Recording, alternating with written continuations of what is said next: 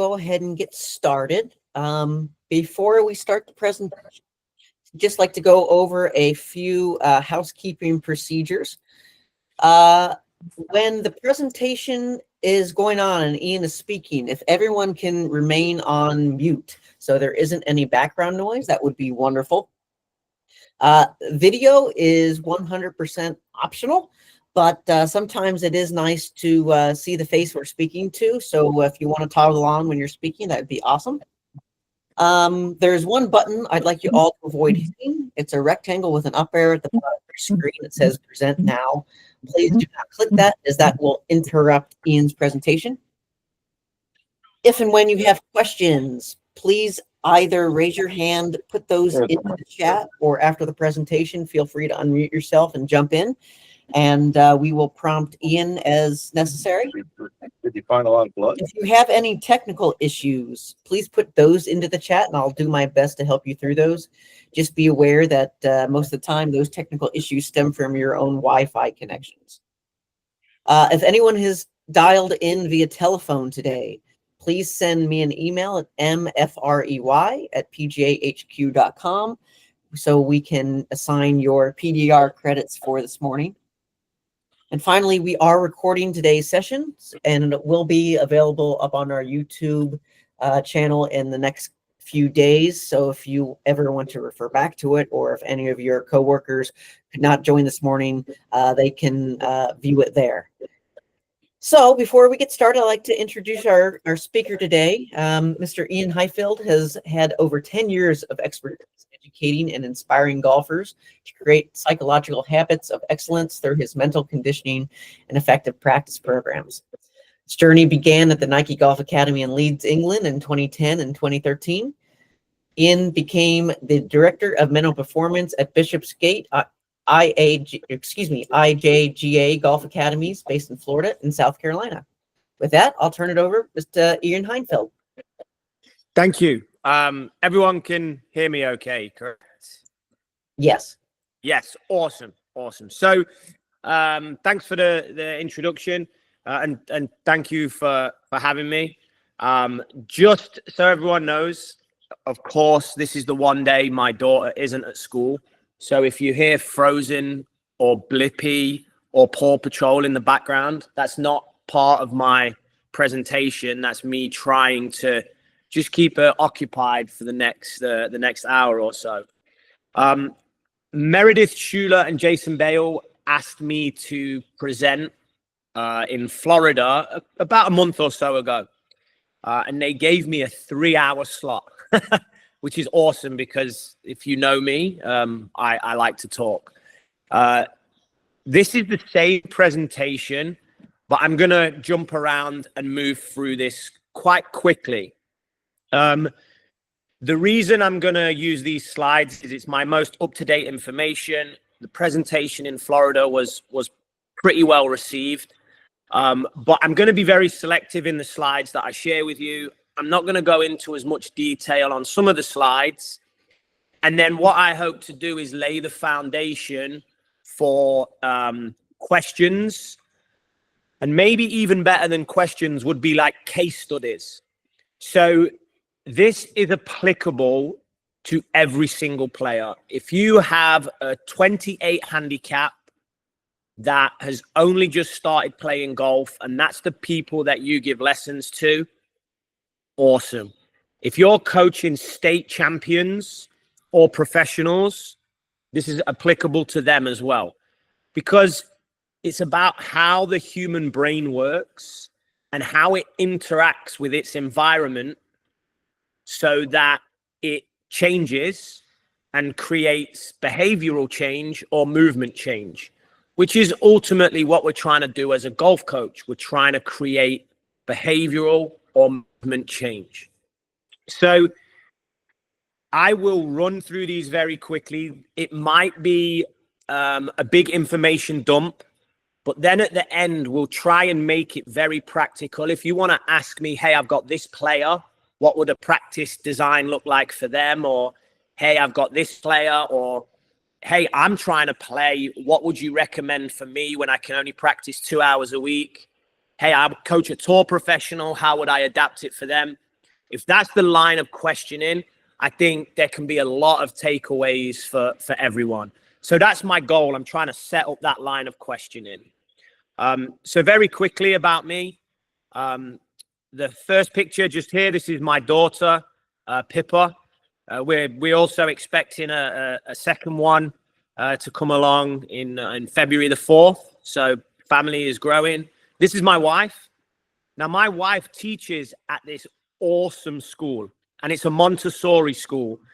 And for those of you, if you're unsure what Montessori is, as someone who's trying to create change, as someone who's somewhat an educator, as a coach, the Montessori philosophy is a great place for you to look and read and learn about a certain style of teaching. It's had a big influence on my golf coaching. It's a huge influence on how I raise my daughter. And it's something that myself and my wife actually, when we first started dating, we really connected over and talked, and it was a passion that we shared. So first note for people to take down is maybe look into Maria Montessori's teaching and her life. Very, very inspirational and very, very useful. So the school that my daughter attends, it's a private school. It's extremely expensive. If my wife did not teach there, she absolutely would not go there. So we're very blessed.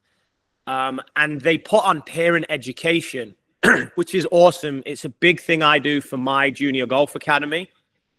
So obviously, me being kind of a nerd, I attend all the parent education sessions. And there was a guy speaking, I forget his name, but he was an educational evangelist at Google, which just sounds like an awesome job. So immediately I was drawn to this guy just through his title, but he was an absolutely brilliant human being. And he said, the worst question you can ever ask a child is, what do you want to be when you grow up? So I'll just repeat that. The educational evangelist from Google, just a brilliant human, expertise in so many things. He opened up his presentation and was like, the worst question you can ask a child is, what do they want to be when they grow up? Because when my daughter is 18, 19, 20, 21, there might not even be any of the jobs that are around right now. The landscape of employment, everything is changing so fast that's not what we should be asking our children, because we don't know what the possibilities are. Better questions that you can ask a child: what problem do you see in the world that needs solving? How would you solve it, and why? So I reflected on this and I thought about my journey. And way back in 2010, 2011, I was playing a decent level of amateur golf, scratch golfer, competing in state events. Maybe not competing, playing in state events. And I saw that junior golfers were being put through a very one-dimensional coaching model. It was basically pay to get your swing changed. There was a lack of enjoyment. There was a lack of fun. There was a lack of happiness and lower performance. So I skilled myself at the Open University. I studied sports psychology. I studied actually other areas of other topics as well that I felt could influence this, Montessori being one of those. Long story short, I ended up as the mental director at Bishopsgate Golf Academy. And I wrote a book called Ozsphere: Practical Ways to Learn Golf's Mental Game. And I didn't realize at the time, but I'd done what this educational evangelist from Google had suggested. I'd found a problem. Golf was one-dimensional. There was a lack of fun, lack of happiness, lack of performance. And I tried to solve it. I tried to solve it by educating myself, by getting jobs in positions of influence, and then by educating others. And I did this because I had a huge passion for helping people. I had a huge passion for psychology and neurology, and I absolutely love sport, and specifically the sport of golf. So I was very intrinsically motivated to do this. So that was the early start of my journey. But then I noticed the skills that I was teaching that could be produced in practice, they weren't transferring in competitive play. So again, there was a lack of enjoyment, lack of fun, lack of happiness, and lower performance in these junior golfers. You know, in the classroom, everything I was saying was being understood. We would go onto the range and they'd be able to produce the skills and the concepts that I was teaching. And then they would even produce it in practice on the golf course. But when we set foot into competition, it was not transferring. So I seeked out experts. This is Dr. Anders Ericsson, probably the world's most renowned expert in human performance. I was fortunate enough that he answered my emails and in the end phone calls, and I spent time with him learning about human performance. I wrote a new book, Golf Practice, Spacing, Variability and Challenge, how to take your range game to the course. I was very fortunate that great institutions, great players took this on. And then I landed at Core Golf Academy. And that's where I am now. And that's where every day I help junior golfers, college golfers, and a sprinkling of professional golfers reach their full potential on and off the golf course. And I really believe the work that I've done has addressed the problem of skill transfer. So today, when I'm presenting, we're going to be very focused on those players that ask you, why can't I take my range game to the golf course?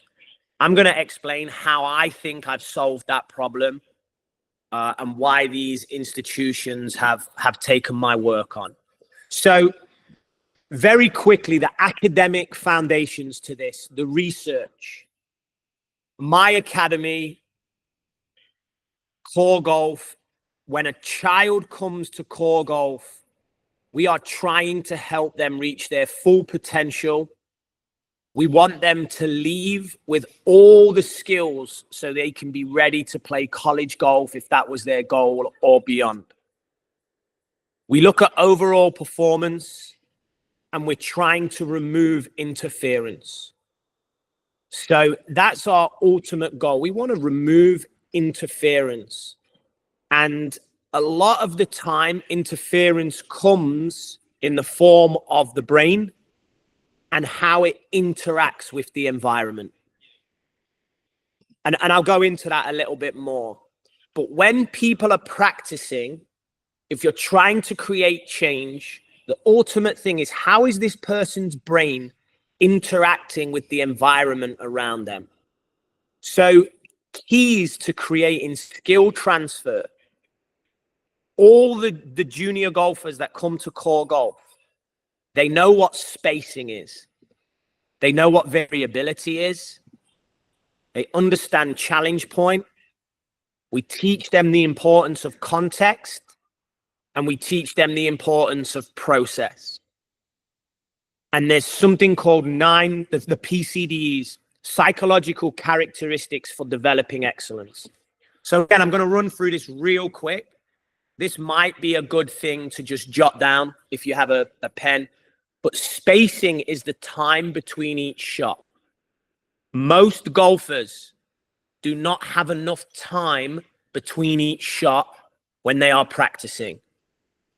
One thing that you can do, and something that highlights the spacing effect, if you just ask the golfers you work with when they went to the range, if they're going to practice for 20 minutes, they're only allowed 20 balls.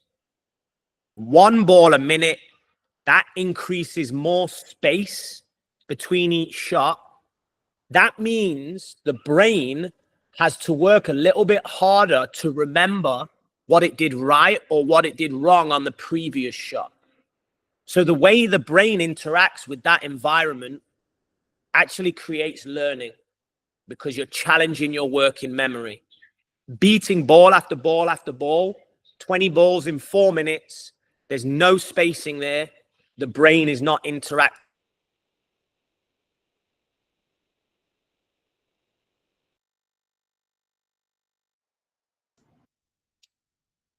Ian, you there?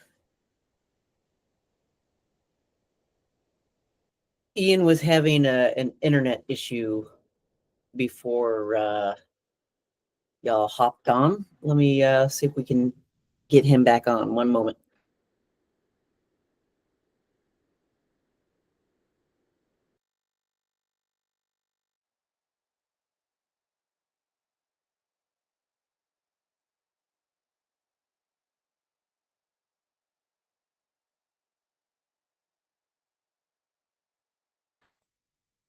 Matt, I just shot him a text.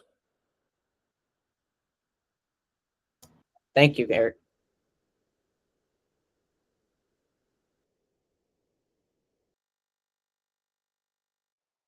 He was saying his kid had so many screens up, he was having internet issues.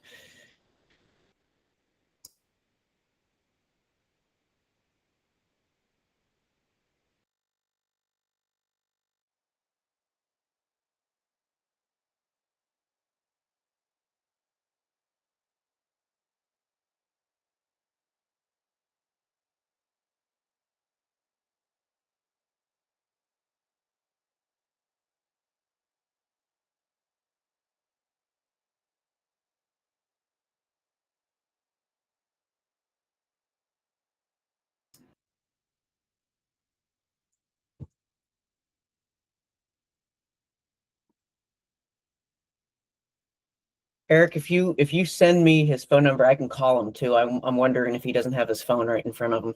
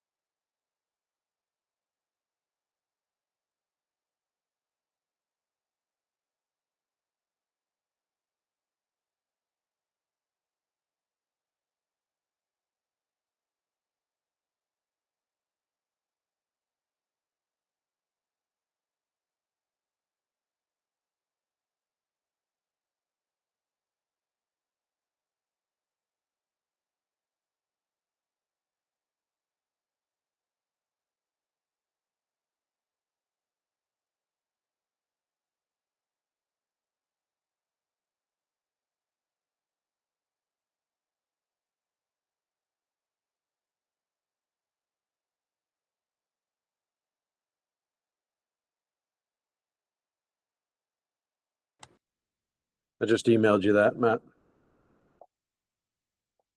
Thank you.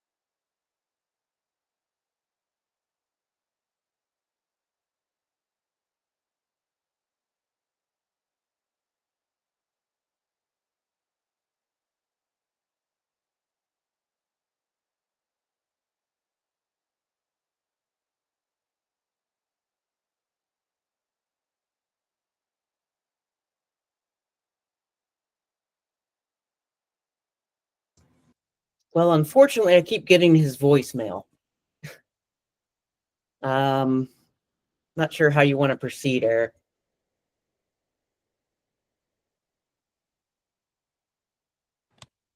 Yeah, let me try them a couple different ways as well. If we can give it another couple minutes here, try to Okay. see if I can get. Sorry about this, everybody. This is part of the deal with internet webinars.